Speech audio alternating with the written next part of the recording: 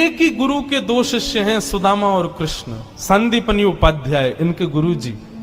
लेकिन एक शिष्य सोने की नगरी का राजा है, पूरे विश्व का अधिपति भगवान है, और एक शिष्य एक फूटी सी झोपड़ी में रहता है। एक बार संदीपनी विद्यालय में जब कृष्ण सुदामा पढ़ते थे तब भृगु ऋषि पधारे, सबसे क्रोधी ऋषि, और आकर के गुरु माँ से भिक्षा मांगी। माते भिक्षाम देहि, माता भिक्षा प्रदान करो। माँ ने मन में विचार किया कि अभी सामग्रियां तो इतनी नहीं कि मैं भिक्षा दे सकूं, मना कर दिया। बोले भगवान आप कल आ जाना, आज तो भिक्षा के लिए सामग्री नहीं है, शाम को जब आ जाएगी तो कल आपको प्रदान कर दूंगा। अब भृगु ऋषि तो क्रोधी, उनको तो जब मांगे तब चाहिए। नेत्र बंद करके उन्होंने ध्यान लगा करके देखा, क्या इतनी बड़े गुरुकुल की रसोई में कुछ भी नहीं है। तभी उन्होंने पाया कि वन जाने वाले बालकों के लिए पोटली में मैया ने चने रख रखे हैं, कि जो बालक वन में जाएंगे पुष्प तोड़ के लाएंगे, लकड़ी तोड़ के लाएंगे, वो चने खा लेंगे वन में जाएंगे तो, उनके लिए चने रखे थे।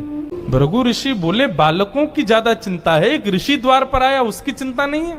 थोड़ी दूर जाकर के अपने कमंडल के जल से श्रापित कर दिया, जो भी उन चनों को खाएगा वो लक्ष्मीहीन हो जाएगा, उसके जीवन से लक्ष्मी चली जाएगी, वो निर्धन हो जाएगा। जिस समय भृगु ऋषि श्राप दे रहे थे, सुदामा जी वहीं एक वृक्ष के पीछे बैठ करके कुछ पुष्प तोड़ रहे थे। जैसे ही श्राप दिया, सुदामा जी पहले तो चाहते थे कि मैं जाकर के ये संकेत कर दूं कि भाई उन चनों को मत खाना, उनको शाप लगा है। लेकिन तभी गुरुकुल जाते समय देखा कि सामने से अपने दोनों कमर पर पोटलियां बांध करके कृष्ण चले आ रहे हैं। सुदामा जी बोले लाला कहां जा रहे हो? बोले आज तोकू और मोकू वन में जावे की सेवा मिली है, मोए और तोय वन से पुष्प और तुलसी तोड़ के लानी है, लकड़ी तोड़ के लानी है। चल देख, गुरु मैया ने वन में खावे के काजे चना भी दिए, दोनों प्रेम से पाएंगे और प्रेम से वहां से बढ़िया सब कछु लेके आएंगे। आज बालकन में हमारो नंबर आया हो वन में जावे को। सुदामा जी की नजर पोटलियों पर पड़ी, बोले कन्हैया कहीं खा नहीं ले, फेंक देंगे तो कहीं अंकुरित होके वृक्ष बन गए, कोई भी खाएगा तो लक्ष्मीहीन हो जाएगा, मेरो कन्हैया खा लेगो तो लक्ष्मीहीन है जाएगो। सुदामा जी जिद करने लगे, बोले सुन तू बाकी के सामान रख अपने पास, ये पोटली मोह दे दे मैं बांधू अपने कमर पे। ठाकुर जी बोले क्यों, मैंने बांध तो रखी। बोले तेरो भरोसा ना है, तो को भूख लगेगा तो मेरे बटके ने खा जाएगो, मोकूद है, जब भूख लगेगी तो दोनों बांट के खाएंगे। और जिद करके सुदामा जी ने दोनों पोटली अपने पास रख ली। वन में वृक्षों की लकड़ी तोड़ रहे हैं, पुष्प तोड़ रहे हैं, फल तोड़ रहे हैं। सुदामा जी मौका ढूंढ रहे हैं, कब मौका मिले मैं भागूं एकांत में चने खा लूं। तभी जोर की बारिश होने लगी। बारिश के कारण ठाकुर जी तो एक वृक्ष के नीचे जाकर के खड़े हो गए। अरे आजा सुदामा यहीं खड़ो है जा, बहुत वर्षा हो रही है। पर सुदामा जी एक बगल में एक और विशाल वृक्ष था, उसके ऊपर चढ़ गए, डाल पर जाकर के बैठ गए। वर्षा हो रही थी, ठाकुर जी एक वृक्ष के नीचे खड़े हैं, दूसरे वृक्ष के ऊपर सुदामा जी बैठे हैं। सुदामा जी बोले यही सही समय है, और पोटलियां खोल करके सुदामा जी खाने लगे। ठाकुर जी ने देखा, ए सुदामा मेरे उचना है में खा मत जाइयो, रुक जा वर्षा रुकन दे, मैं आ रहा हूं ऊपर। लेकिन सुदामा जी के नेत्रों से आंसू गिर रहे हैं। बोले लाला तू सदा प्रसन्न रहे, मेरे बट की लक्ष्मी भी तेरे पास आ जाए, तेरे जीवन में कभी कोई कष्ट नहीं आवे, मेरे लाला को कभी रोनो नहीं पड़े, कभी उदास नहीं हो, कभी दुखी नहीं हो, यही मेरी मित्रता को उपहार में अपने कृष्ण को देना चाहूं। और उपहार के रूप में सुदामा जी ने मानो अपने जीवन में प्राप्त होने वाली समस्त लक्ष्मी भी श्री कृष्ण के चरणों में पधरा दी, और दोनों पोटली के चने स्वयं सुदामा जी खा गए। द्वारिकाधीश कृष्ण उस दिन तो सोच रहे थे कि सुदामा तूने एक बार भी विचार नहीं किया कि मेरे भी चने थे उसमें, पा गया। सुदामा जी क्षमा मांगने लगे, बोले माफ कर दे लाला, भूख ज्यादा लगी हमारे, खा गए हो। लेकिन वास्तविकता कौन जाने।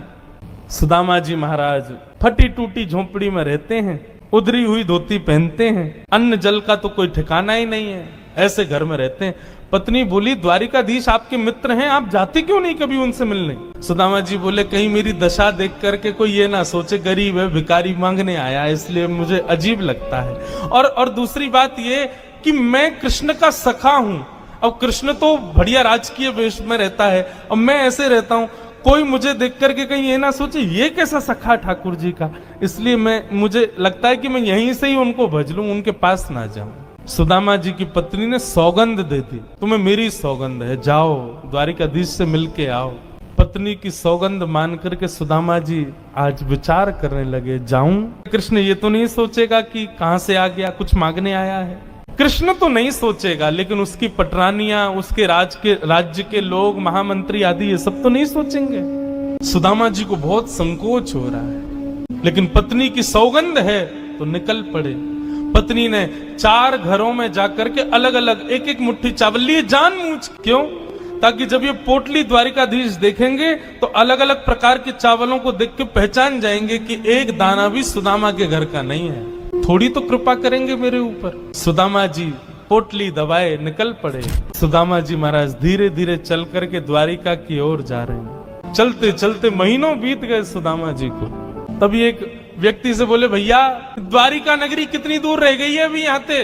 व्यक्ति हंस करके बोला, भगवान आप गलत आ गए हो। बोले गलत? कितनी दूर आ गए? बोले अभी आप कम से कम 50 कोस और पीछे जाओ, वहां से एक रास्ता मुड़ेगा, वो द्वारिका को जाता है, आप तो कहीं और पहुंच जाओगे अभी। सुदामा जी महाराज बोले, भले पधारे भैया द्वारिकाधीश। चलते चलते चलते मैं तो वैसे ही आधो और आधो रह जाऊंगा, मुझे तो लगे मेरे प्राण ही निकल जाएंगे, मैं द्वारिका पहुंच ही ना पाऊंगा। अब लाला तू वैसे तो हमारे हृदय में बैठो है, चल के तो हम पता ना कब पहुंचेंगे, लेकिन लाला तेरी अगर इच्छा हो तो तू ही बुला ले अब मुंह को। और ऐसा कह के सुदामा जी वहीं एक वृक्ष के नीचे लेट गए। जैसे ही लेटे थोड़ी बहुत देर में ही उनको थोड़ी ध्वनि सुनाई देने लगी। नेत्र खोल करके देखा, सोने की नगरी है, चारों ओर जय श्री कृष्ण जय श्री कृष्ण जय श्री कृष्ण नाम की ध्वनि आ रही है। सुदामा जी महाराज थोड़े प्रसन्न हो गए। बोले भैया ये कौन सी नगरी है? किसी व्यक्ति से पूछा ये कौन सी नगरी है? बोले भगवान ये द्वारिकापुरी। मेरे कृष्ण मित्र की नगरी द्वारिका?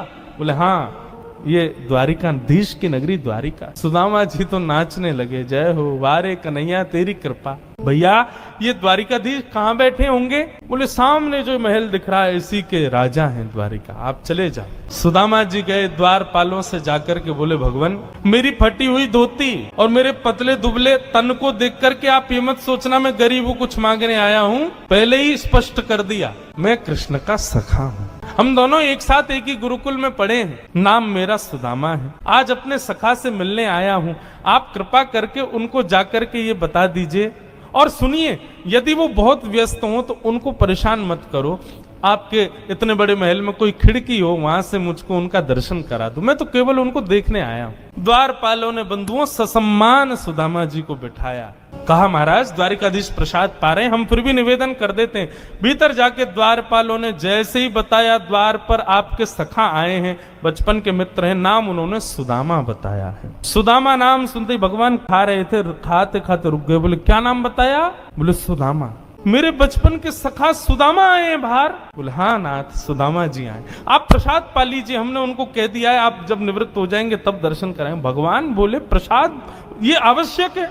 मेरे मित्र आए सखाएं बाहर खड़े, तुम उनको बाहर ही छोड़ के आ गए। भगवान आज पहली बार बीच प्रसाद से उठ गए, दौड़े। महामंत्री, सेनापति, पत्नियां सब दौड़ रही हैं। ऐसा कौन आ गया जिसके लिए भोजन छोड़ के भागे? द्वार पर दीनहीन सी अवस्था है, सुदामा जी खड़े। भगवान ने जाकर के हृदय से लगा ली। बार बार उनके मुख को देखते हैं, फिर हृदय से लगाते हैं, फिर देखते हैं, फिर हृदय से लगाते हैं। अपने गले में गलवैयां डाल करके लेकर के चल रहे हैं। फिर चलते चलते पता नहीं क्या होता है, ठाकुर जी फिर रोकते हैं, फिर हृदय से लगा लेते हैं, फिर चलते हैं, फिर हृदय, बार बार हृदय से लगा रहे हैं और रोने लग रहे हैं ठाकुर जी। रुक्मणी आदि पटरानियों ने ऐसा दृश्य पहले द्वारिका में कभी नहीं देखा। सुदामा जी को ले जाकर के द्वारिका के सिंहासन पर बिठाया। भगवान ने अपने नेत्र के अश्रुओं से सुदामा जी के चरणों को धोया और संपूर्ण जल द्वारिका के चारों दिशाओं में छिड़क दिया। बोले हमारी द्वारिका पवित्र हो जाएगी। सुदामा जी के चरणों का चरणामृत। सुदामा जी कह रहे हैं लाला मैं इन सबके योग्य ना हूं, ये सब कहा कर रहा हो भैया? ठाकुर जी बोले आप किसके योग्य हो और कौन किसके योग्य, मुझसे बढ़िया कोई नहीं जानता, चुपचाप बैठे रहो, जो कर रहे हैं करने दो। जो लक्ष्मी सदा के लिए विहीन हो गई थी उसे वही लक्ष्मी आज सुदामा जी के चरण पहुंच रही है। भगवान की सुदामा जी की थोड़ी मैत्री चर्चा हुई। सुदामा जी से भगवान ने पूछा, सुदामा जी ब्याह हो गए आपके? बोले हाँ लाला है क्यों ब्याह? बोले ब्याह कर लिया, हमको नहीं बुलाया? बोले लाला कर्जा लेके ब्याह कियो और वह ब्याह में भी सबन को भोजन करावे के चक्कर में मैं और तेरी भाभी तो भूखे ही रहे। 4 दिन बाद पड़ोसी ने आके भोजन दियो तब जाके तो पेट भरो। अब वहां में तो को बुलाते तो लाला तो पवानो तो बहुत दूर की बात, अब तू आतो तो तेरे संग घोड़ा आते, सैनिक आते, इनको ही नहीं पवा पाते। ऐसे ब्याह में फिर हम कैसे बुलाते लाला? हमारे निमंत्रण ना दियो। मेरी छोड़ लाला, तू बता तेने ब्याह कर लियो? भगवान बोले हमारे ब्याह की मत पूछो, जैसे आपका ब्याह बताने लायक नहीं ऐसे हमारे ब्याह भी बताने लायक नहीं। बोले नहीं नहीं लाला बता ब्याह भयो कि नहीं? भगवान बोले हो गया। अच्छा भाभी कहाँ है? चलो मिलवाएं भाभी से। बोले यहीं बुला दो। बोले नहीं बड़ी जगह चाहिए भाभी से मिलने के लिए। बोले क्यों? बोले अब चलो पता चल जाएगी। विशाल एक सभागृह था, सुधर्मा सभा, और उसमें महाराज असंख्य जहां तक देखो भगवान की पत्नियां खड़ी हैं, घूंघट सिर पर रखा है, इतनी सारी माताएं बहनें दूर दूर तक सिर दिख रहे हैं, लाल लाल साड़ी पहने भगवान की सब पत्नियां। सुदामा जी बोले द्वारिका की सब माताएं बहनें दर्शन करने आ गई महात्मा का। सुदामा जी बैठ गए, भगवान ने इशारा किया आओ एक एक करके सब प्रणाम करो। मैं रुक्मणी प्रणाम, देवी चरसो भाग्यवती रहो। मैं जामवती प्रणाम, देवी चरसो भाग्यवती रहो। मैं सत्यभामा प्रणाम, देवी चरसो भाग्य। मैं कालिंदी प्रणाम, देवी चरसो भाग्यवती रहो। मैं भद्रा, मैं लक्ष्मणा, सब प्रणाम करती हुई 500 पत्नियां प्रणाम कर गई भगवान की। जब 1000 पत्नियां प्रणाम कर गई, ठाकुर जी खड़े खड़े देख रहे थे। सुदामा जी बोले लाला यहाँ पे आइयो, कितनी और हैं अभी? भगवान बोले 16,108। अच्छा लाला ये सब अपनी है? भगवान बोले हाँ सब अपनी। वाह लाला तेने इतने सारे ब्याह किए, 16,108। अरे भैया हमें एक में ही बुला ले तो हम भी आ जाते मालपुआ खावे। हमने एक किया वहां में नहीं बुलाया, तू नाराज है क्यों? तेने इतने सारे के एक में ही बुला ले तो। ठाकुर जी बोले कितने ब्याहों में तो मैं भी नहीं गया था, मेरे बिना ही ब्याह है गया, बिना दूल्हा के ही बारात चल गई। बोले लाला देख पतलो दुबलो सो में सुदामा 500,000 पत्नियां प्रणाम कर गई, मेरा तो अभी से बीपी हाई है गो। लाला 16,000 उनको आशीर्वाद दूंगा तो मुंह तो लगा मेरे प्राण ही निकल जाएंगे। एक काम कर, पत्नी तो 16,108 है, पति तो अकेलो तू ही है ना? बोले हाँ। एक काम कर तू मुंह को प्रणाम कर, मैं तू को आशीर्वाद दे दूं। योगाधीश दंडवत कर रहे हैं और सुदामा जी दोनों भुजा से आशीर्वाद दे रहे हैं। इस दृश्य को देख करके द्वारिका के लोग बलियां लेने लगे।